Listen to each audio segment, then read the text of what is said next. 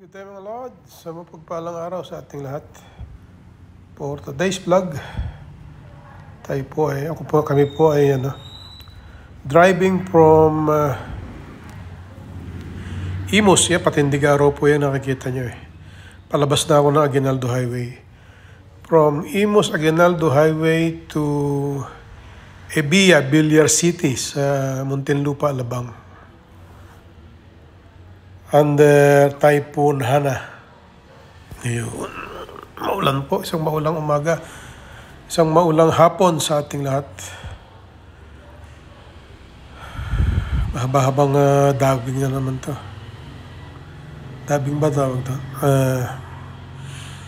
Ano tawag doon? Hindi naman dubbing. Voice over. Mahaba-habang voice over na naman kasi more than 20 minutes po ito eh. Marami na nga akong kinat dyan, mga traffic. Kaya kung panonorin mo, akala mo walang traffic sa Imus, pero hindi po, matraffic po yan. Pinutol-putol ko lang yung part na nata-traffic ako. Kasi kung hindi po, abutin ng oras na, may gitsang oras. The distance was, 9 plus 6 is 15. Only 15 kilometers. It took us more than 1 hour and 15 minutes due to traffic. Heavy traffic po dyan sa may parting Nabu Coastal hanggang doon sa makapalikunang going to Daang Hari. Pero hindi nyo na makikita gawa ng pinutol ko na nga eh. Wakas pa ulan. Pabugso-bugso. Mayroon lugar na talagang buhos, mayroon namang hindi. Namasyal kami ng misis ko dyan eh. Naisipang mamasyal sa ulan. Kaya kami gusto naming mahugasan yung sakyan. Car wash. Tamad ako mag-car wash eh. More than 10 days yata. Hindi na ako nagdadadrive eh. Marami ng likabok. Mas gusto ko magbisikleta, magtatakbo. Marami, alam nyo naman yung aking nakikita nyo naman sa aking Facebook. Araw-araw tumatakbo ako 10 kilometer. Kung maulan, dito ako, may treadmill ako sa bahay. Tapos nagbibisikleta ako, may stationary bike din ako sa bahay. Matanda ka na, parang nawala na yung aking eagerness o yung ano tawag ba doon? Yung kagustuhan ko na makapag-drive, makapamasyal sa malalayo. Gusto ko lagi na lang nakakape. Nanonood ng mga YouTube. Yan, traffic na dyan eh. Medyo pinutol ko na nga yan. Kasi maba yung traffic na yan. Malapit na po yan sa Nabu Coastal. Ay nga, binisita lang namin yung Ebia. Hindi na ako bihira makarating eh. Pupunta pa nga sana kami doon. In-invite pa nga ako ng kapatid ko dyan sa bahay nila sa Portofino eh. Yung kay Manny Villar na hindi na ako nagpunta. Gawa nung antok na ako kagabi. Inabot kami ng gabi dyan eh. Yan na lang kami sa Ebia.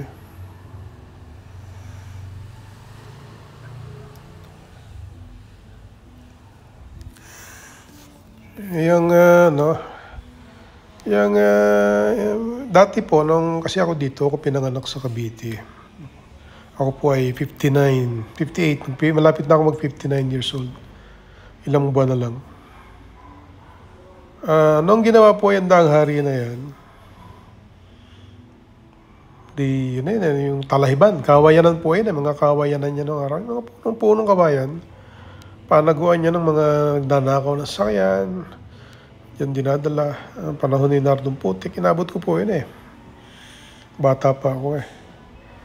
Noong araw ang tateki kakilala noon eh, Nardong Putik, personal niyang kilala.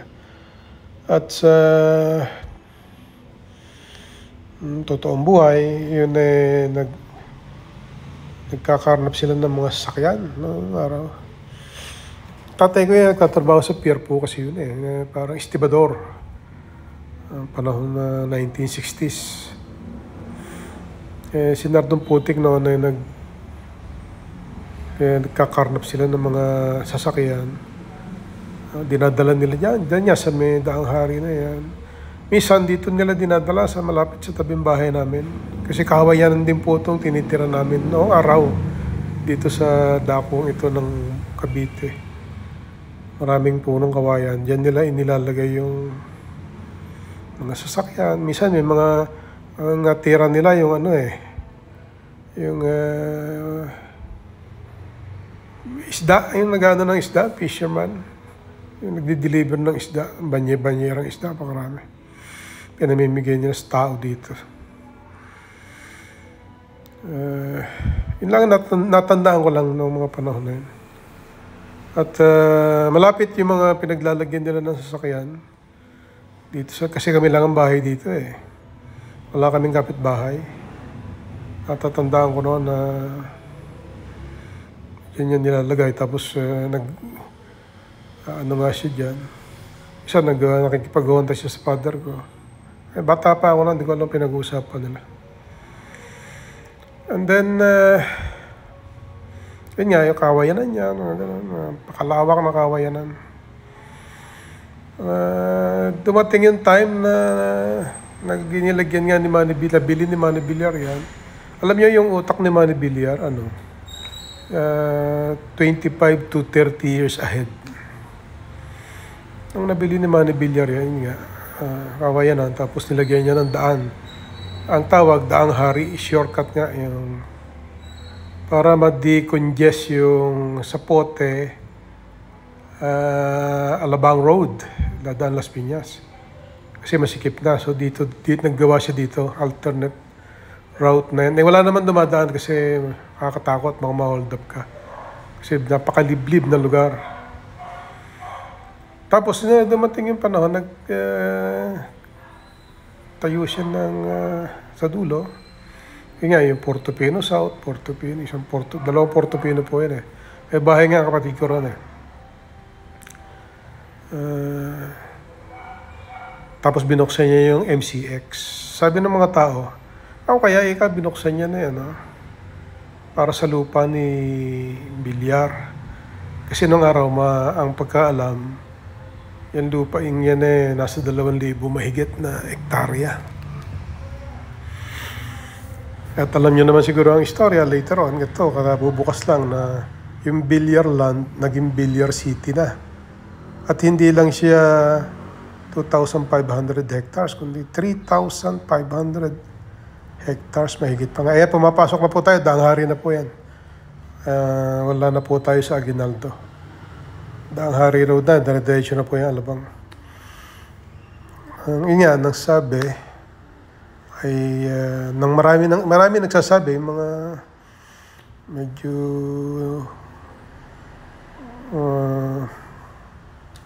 nakakakita rin ang nangyayari.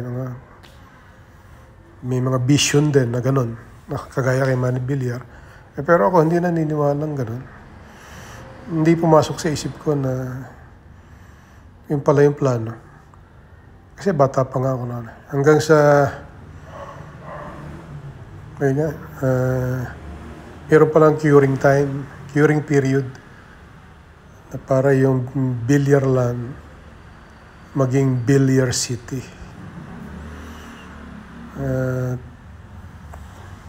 The rest is history. Villar City is 3,500 hectares. Malaki pa sa Makati. At 13 times kasing laki ng BGC. Ganyan pong katindi. Tapos interconnection pa yan.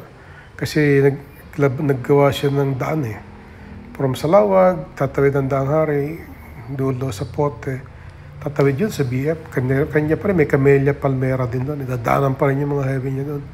Yung mga subdivision niya ron, diretso. Yan ang po katindi yung kanyang kaisipan. Ano pa ba? Ano kung sasabihin nalimutan ko Pero maganda pong ano siya, kung pair mo kay Manny Pangilinan.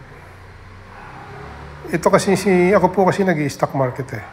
Itong si Manny Villar, mayroon tong mga company na nakapasok sa PSE o yung Philippine Stock Exchange, Pilipinas. Ang kanya yung BLL, Baita, All Home, at marami pa siyang iba na mga cross na businesses.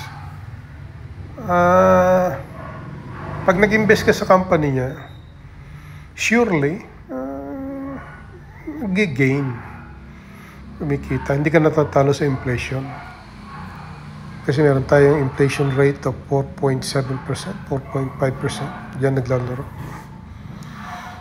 Mas malupit yung kay Manny Pangilinan. Nag-invest ako doon mga 10 years. Yung MPI, Metro Pacific Investment, no? 10 years akong nag-put ng pera doon. Hindi ako kumita, nalugi pa eh. Ngayon, na-delisting na tuloy siya. Tinanggal na siya sa PSE. Ngayon, September 7, tinanggal na yung kanyang company dyan sa PSE. At siguro, hindi na siya makakabalik ulit. Kahit kung gumamit man siya ng dami at magpa-MP, IPO uli siya, initial public offering sa anumang business na ipapasok niya. I doubt na kung may kukuhang iba. Pero palagay ko wala nang bibili. Siya lang ngayon yumama, nakabili ng mga Araneta Center, kung ano-ano nabili, PLDT. Pero yung mga investor niya, hindi niya binabayaan niya, hindi siya But anyway, nakakita naman ng mga nasilip naman niya ng mga matatalino sa PSE. Kaya na-delist na yung kanya, na-delisting na yung kanya mga ipinasok na business. Bermosa na po tayo. Ayan, Bermosa. Diyan ako nagbabike. Diyan ako tumatakbo. Ayala naman yan. Kabilaan din po yan. Malaki din yan. Malawak din yan. Hindi ko lang alam kung ilang daang hektarya yan. Pero most likely, malaki rin. Hindi naman naabot siguro ng 1,000 hektarya pero malapit-lapit. Kasi kabilang po yan, hanggang doon sa yan eh. Hanggang sa may Patindig Araw. Sa Medam, malapit sa Medam. Sakop niya ng Imus, Bacoor, Dasma. Malawak. Malapit na po tayo sa yung dito, yung flyover na hindi matapos-tapos. The longest project na ito, Century, tawag nila Century Project. Yung flyover na i-search po niyo sa YouTube, marami ng vlogger na nag-upload niyan, yung century old project na yan. Yung 4 lane, tapos yung naging 2 lane pagdating doon sa Kalahati. Kung bakit nila pinayagan niyan ganyan. Ito yung mga dapat imbestigahan sa Senado eh. DPWH. Pagka po DPWH ang may project, pabagal. Pero pagka semi-contractor, medyo mabilis. Pagka government, talaga abuti ng century. Ano yan, yung Salawag. Nasa Salawag na po tayo. Mahabang kwentuhan to. Madilim eh. Pero ano pa po yan, medyo maaga pa. Hindi pa naman gabi yan. Kaya lang may bagyo nga eh. Kaya po ganyan ng panahon. Ngayon, hindi naman pwedeng i-live yung voice kasi may music kami eh. Music kami mag-asawa. Kasama ko misis ko dyan eh. Habang nag-uunta kami, may music. Makaka-copyright. Tsaka yung kwentuhan namin kung saan napupunta. Minsan, nagbamaritis kami dalawa. Makapanood pa nung taong minamaritis namin, di todas pa kami. Kaya po pinagtitiisan ko na lang ng voice over. Pag nilagyan nyo naman ito ng music, copyright na yun. Kailangan meron kang suki na music dyan eh. Okay, may suki na, kaya lang mamaya ko na siguro ilalagay. Medyo hindi pa naman ako pagod magsalita. Malapit na po tayo sa Molino Boulevard. Yung sinasabi ko sa inyo merong century-old project na hindi matapos-tapos. Baka hindi lang 10 taon na siguro yun. Baka higit pa. Ayan, yung toll flyover na yan. Papuntang Salawag po yun eh. Kung sa kanan, pakanan kayo. Salawag. Kung kakaliwa kayo, Bacoor. Papuntang Coastal. Papuntang Manila. Pagtawid po dito, kay Manny Villar na po yan. Yung nasa kanan, All Home po yan eh. May mga naka-cab na kulay dilaw na naka-parking. Yan po yung All Home. Nakapix lang po kasi yung camera ko kaya hindi ko siya maipaling. Yan, dyan na po nag-uumpisa yung Villar City. Villar City. Maganda mag-invest po dyan na billiard land. Tingnan nyo sa PSE na nag-stock market kayo. Pag-aralan nyo yung kanyang fundamentals saka yung analysis niya. Maganda po kasi malaking pondo yan. BLL, Billiard Land, Baita, pwede rin. All Home, pwede rin. Pag tumaas kasi yung isa, taas na lahat eh.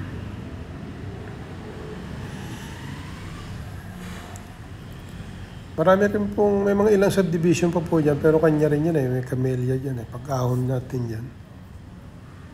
Connecting na rin yan, butas din yan, going to Villar City. Kasi yung kalawakan po ng Villar City, nasa left and right ng karsada na yan eh.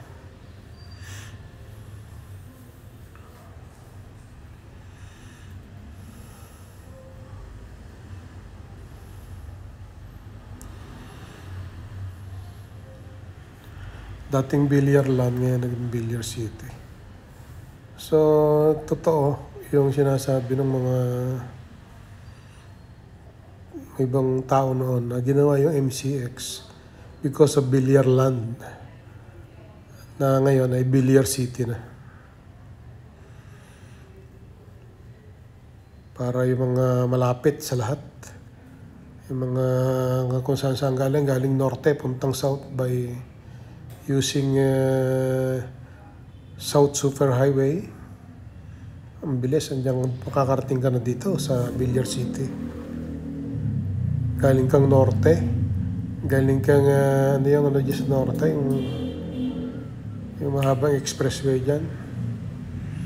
Yung dumaan ng Bulacan, Pampanga, yung nadadaan ng NLEX. Pagdating mo ng NLEX pa Manila, meron na din dyan eh, connecting na yan eh. Connecting to South, dadaan ka sa ibabaw ng Manila. Connecting to South, South Super Highway. Eto, diyan ka na babuksak sa MCX. Hindi mo na mababypass mo na yung Kalakhang, Maynila.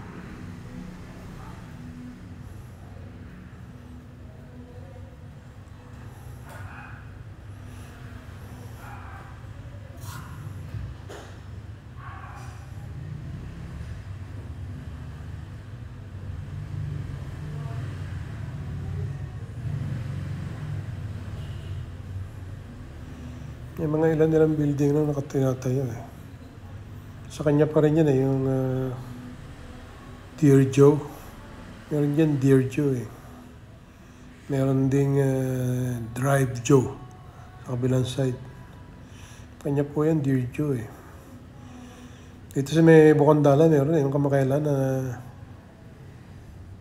pinost ko sa Facebook. Ang kinainan namin ng misis ko. Minsan kasi pagkakapraso lang, hindi ko na inarano sa YouTube. Facebook na ako nag-upload. Kaya lang wala pang commercial yung ano ko, yung Facebook ko. Kumikita lang ako doon sa mga pa-star-star. Hindi ko naman kinukuha ang mga kita ron. Hindi ko na nga alam kung ilan na yung star doon eh. Hindi ko rin alam kung paano tingnan. Ayan na po yung Villar City entrance. Ayan. Kabilaan po yan eh. Ayan, tanaw na yun. Villar City. Left and right. Pagkanan sa Lawag, kaliwa, going to Casimiro, sa Las Piñas. Lusot kayo dyan, sa may BF, Camellia. Dire-diretso tayo, Alabang. Papunta tayong Alabang. Papuntang MCX.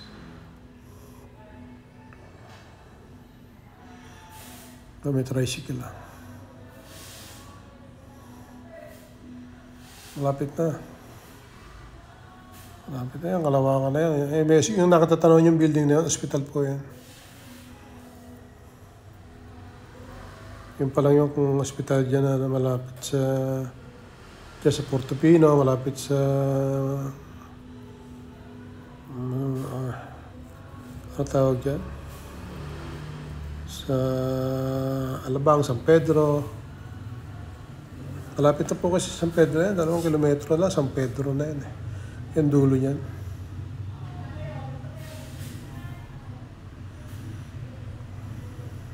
San Pedro, Laguna.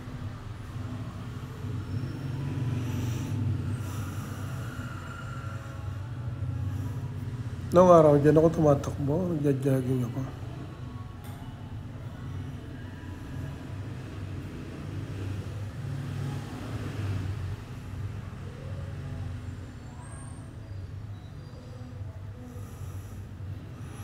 Yan pa, malapit na tayo sa, pwede na siguro ako hindi mag-add ng music. Malapit na tayo sa Ibiya. Pag-ahon po dyan liliko na tayo sa kaliwa, papasok na tayo ng Ibiya.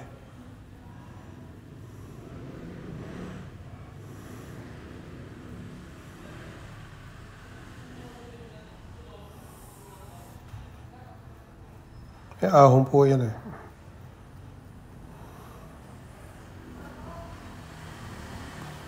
Pagbaba dyan, yun May mga bahayan din yan, marami rin taong nakatira dyan sa along the river. Yung mga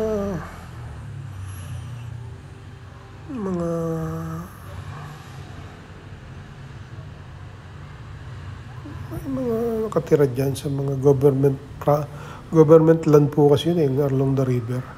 Maraming mga taong mga walang lupa, doon sila tumira. Mga gilid-gilid. Meron po kasing malaking ilog dyan dyan. Tapos tuturo ko sa inyo.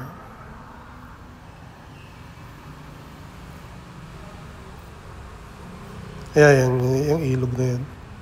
Nakita niyo tulay na yan.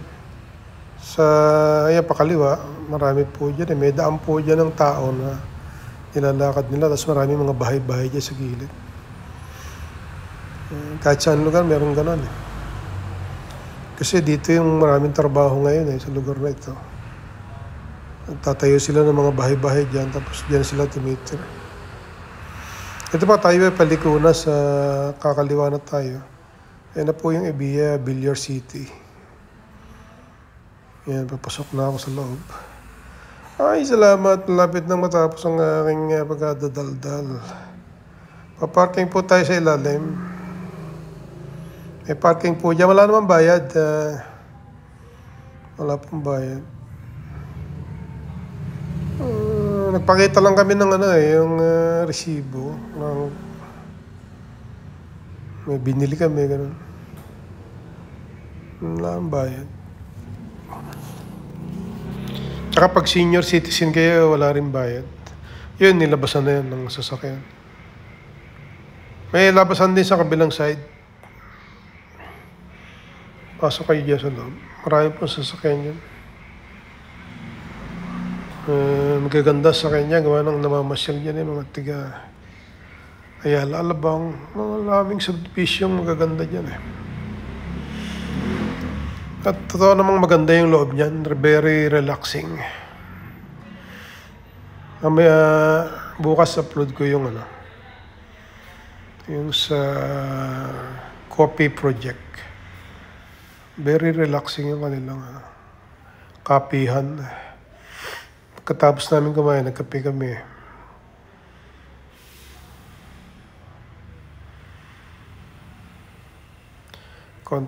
Konting-konti na lang, matatapos na. Pagligo dyan sa may bandang Diyan. Ayan. Salamat po sa panonood. Salamat po kung nakaabot kayo hanggang dito. Maraming salamat sa Diyos.